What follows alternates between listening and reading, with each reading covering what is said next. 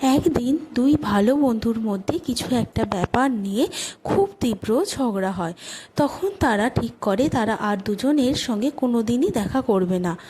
তারপরে হঠাৎই একদিন তাদের দুজনের সঙ্গে দেখা হয়ে যায়। তখন এক বন্ধু বলে, বন্ধু ক্ষমা করো, আমার ভুল হয়েছে, আমি স্বীকার করছি। তখন আরও একজন বন্ধু বলে ওঠে পাশ থেকে, আমাকেও ক্ষমা করো, আমার তোমাকে এইসব কথাগুলি বলা উচিত হয়নি।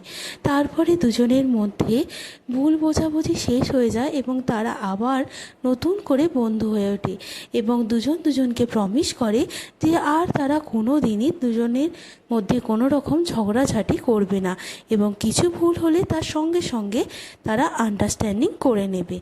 এটাই উচিত দুটো বন্ধুর মধ্যে, কখনো কিছু ঝগড়া হলে সেটাকে সঙ্গে সঙ্গে মিটমাট করে নেওয়া, না কি মুখ গোমড়া করে বছরের পর বছর থাকা।